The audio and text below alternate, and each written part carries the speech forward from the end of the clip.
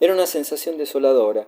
Hasta entonces el duro caparazón de mi egoísmo, de mi recelo, me había protegido contra ella, pero la muerte de Horacio desmoronó mis baluartes. Estaba viejo, estaba cansado. El peso de otras desapariciones, de otras muertes antiguas o próximas, la de Adriana, la de Abul, la de Maherbale, la de Julia, la de Zanobi, se acumulaban conjuntamente sobre mis hombros. Me aplastaba y experimentaba de golpe lo que no había sentido en su plena hondura cuando se sucedieron estas etapas, porque en cada ocasión miré hacia adelante. Ya no había a dónde mirar, y todo, las armas y los ropajes, las empavesadas velas, las proas doradas, el regocijo victorioso de la vida, se desmenuzaba en cenizas. Vanas fueron las palabras de don Juan, de Marco Antonio, del duque de Naxos, de Ignacio de Zúñiga. No podía intuir la profundidad de mi abatimiento, porque no podían saber que con Horacio se iba de mi lado más que un hijo, más que un acicate último de la emoción, siempre inquieta, que me estremecía de ansias confusas, la postrera posibilidad de darle un cauce a mi existencia y de justificarla. Además carecían de tiempo para ocuparse de mí, lo solicitaban demasiados desvelos. Había muerto mucha gente en Lepanto. Dicen que 7.500 cristianos y 25.000 turcos entraron entonces en la fama y en el olvido. Venecia sola vio sucumbir a 17 capitanes y a 12 señores, Malta a 60 caballeros, los italianos y los españoles fueron más numerosos. Eso para la nobleza. En cuanto a los restantes, por ejemplo, casi todos los marineros y la chusma de la Orden de Malta perecieron.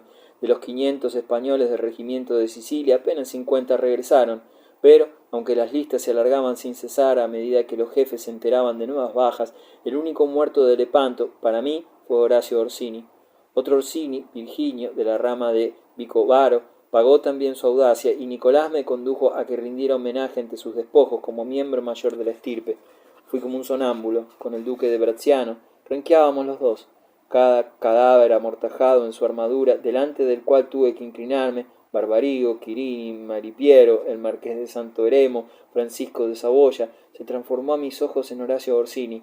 Las corazas reiteraban de una a otra yacija las formas musculosas del peto de Horacio, mas acaso porque las observaba a través de las lágrimas, acaso porque, como anoté antes, todo se había desvaído y había adoptado una fantasmal palidez, en lugar de labor de orfebres parecían obra de artesanos del vidrio. Los paladines de vidrio, frágiles, quebradizos, reposaban en las naves semidestruidas, y sobre ellos flotaba una niebla que escondía el sol. Era una niebla húmeda y paciente, elaborada por mi inconsolable pesadumbre, que impregnaba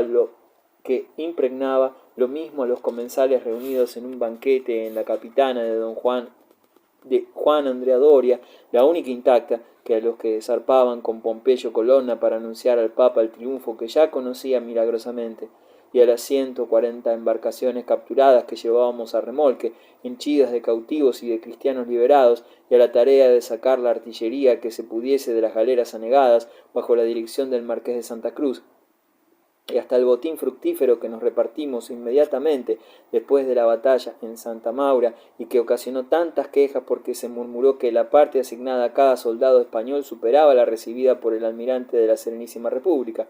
A don Juan le correspondieron 6 galeras y 720 esclavos. El sultán le envió luego varios presentes, trajes forrados de cebelinas y de lince, capas de martas, tapices, 2 docenas de cimitarras de Damasco cuajadas de piedras preciosas, 6 sillas de montar cubiertas de oro, arcos y flechas, estribos. A mí me tocaron, incluida la presa de Horacio, 3 esclavos turcos. Solo 2 tuvieron el marqués de Ávila, el duque de Mondragón y Diego de Mendoza, pero Alejandro Farnese recibió 30 y Braciano 25. Hubo, lo he dicho ya, airadas protestas. Nadie se consideraba satisfecho. Yo me limité a callar, si bien Nicolás y el duque de Naxos me asusaban y urgían para que reclamase. Una bruma plomiza, melancólica, envolvía el paisaje y a la gente, y ni fuerzas para hablar me quedaban. Lentamente, tironeando a la saga con fuertes cadenas los testimonios del desastre otomano, regresamos a Mesina. Lloraban como hembras los 2 hijos de Ali Payá, uno de los cuales contaba 13 años y que don Juan regalaría al pontífice. Las naves avanzaban difícilmente en medio de los cadáveres. Había sin duda entre ellos, flotando sobre los fragmentos de los naufragios, muchos heridos y moribundos, pero ¿quién podía detenerse a rescatarlos? En la borda de la capitana de Colonna, apoyado en Samuel y Antonello, vi vueltos hacia nosotros sus ojos desesperados, sus manos torcidas por crispaciones atroces. Recogimos algunos, como si pescáramos al azar, con arpones, con redes. En Corfú se desgranaron los príncipes, el de Urbino tornó a sus tierras por la vía de los Abruzos, partieron también el conde de Santa Fiora y el duque de Parma. Supe después que en Venecia los festejos habían sido incomparables, que el bajel de Justiniano, portador de las nuevas, había entrado en el muelle de San Marcos como una gran señora lujosa, arrastrando por el agua las banderas infieles, a modo de una cauda multicolor, bordada de medias lunas y de estrellas áureas, y que cuando el dux quiso llegar a la basílica para rendir gracias a Dios casi no logró abrirse paso con la señoría en el apretujamiento de la muchedumbre vociferante. Yo debía cambiar de navío en Mesina para seguir en el que conduciría a los restos de los caballeros de Santo Estéfano hasta Pisa, donde se hallaba el enterratorio de la orden. Mandé que le quitaran a Horacio el escudo adornado con una escena de los triunfos del amor de Petrarca, pues deseaba conservarlo en Bomarzo, pero le dejé su espléndida armadura.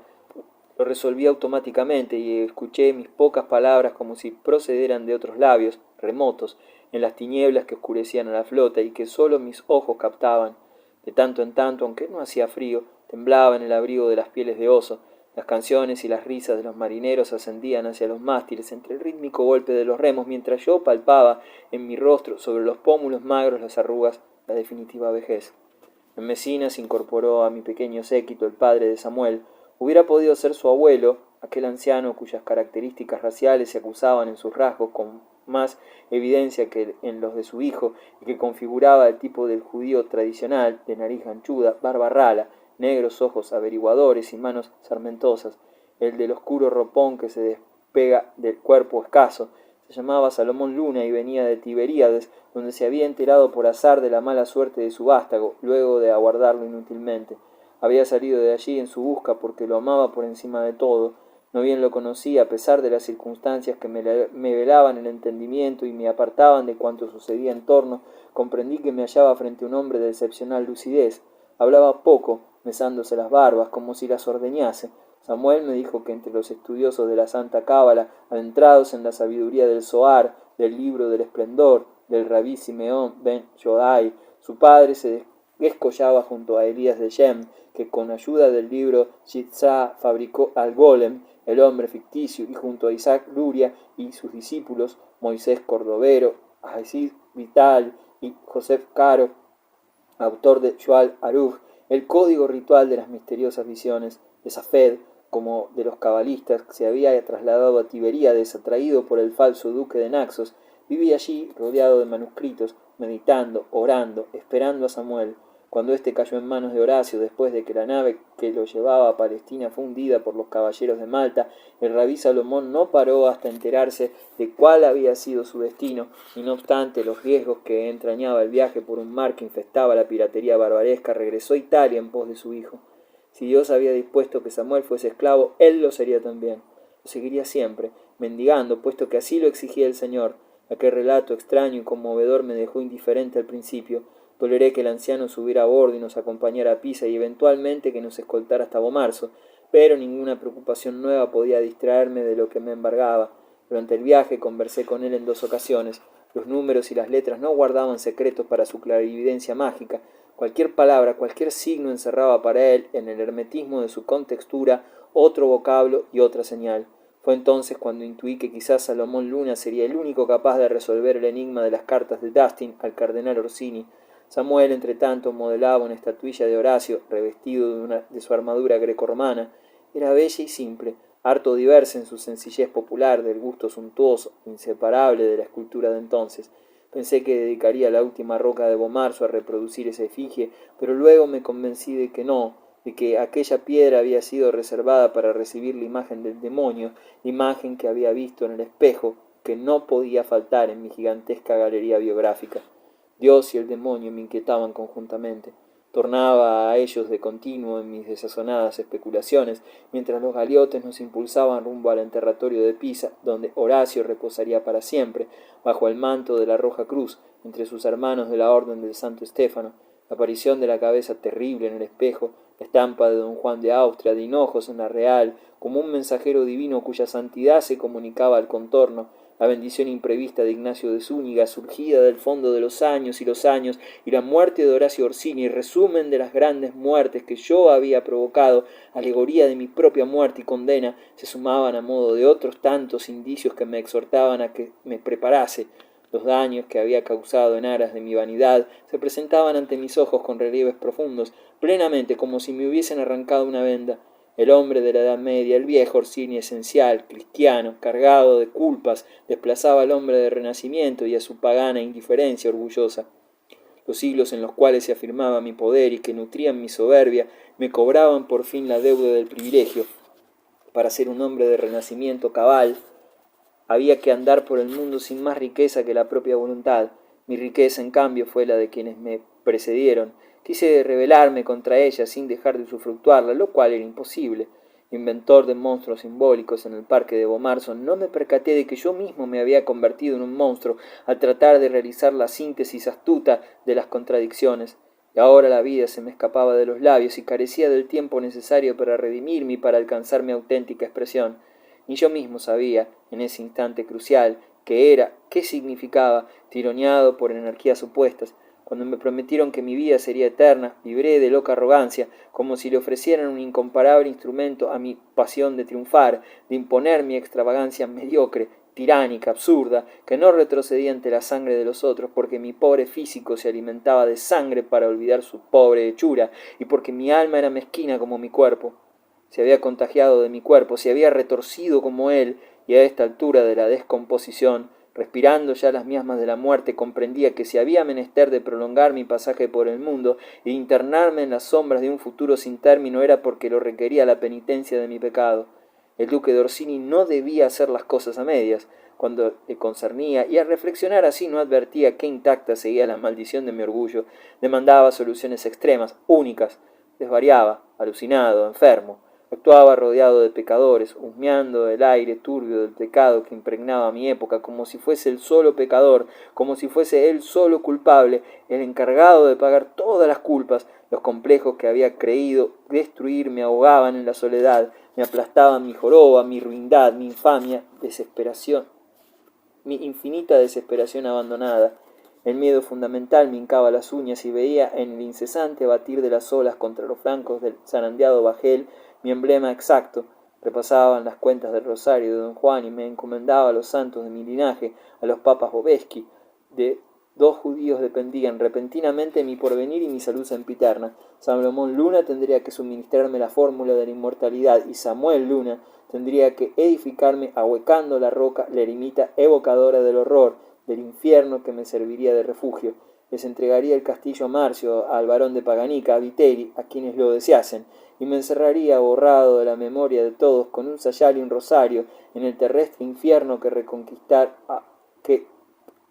en el terrestre infierno a reconquistar hora a hora y día a día la perdida gracia.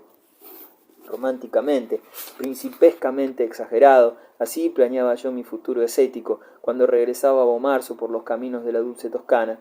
De cuantos pavores me aquejaron, el más intenso ha sido el de la soledad, y ahora me sentí irremediablemente solo, entre fantasmas. Hasta le aseguré a Salomón que, si descifraba las cartas de Dastin, le devolvería la libertad a su hijo. El rabí me respondió que ni él ni ningún cabalista otorgaban crédito a la leyenda del hombre inmortal sobre la tierra, que esas cosas quedaban, y sonrió levemente en el temblor de su barba caprina, para Teofrasto Paracelso, pero que, de cualquier modo, estudiaría los textos y trataría de interpretarlos. Clelia Clementini había explotado mi ausencia para afirmar en Bomarzo su señorío. El dominio que ejercía sobre mis vasallos, fundado en dádivas constantes, en nada se parecía al que logró la bondad de Julia Farnese. Era superficial, procedía de convenciones, de ventajas. La ridiculez de la castellana rayaba en insoportable, más gruesa, más espesa, más cargada de joyas, cambiando constantemente los aderezos y los vestidos, se daba aires de reina.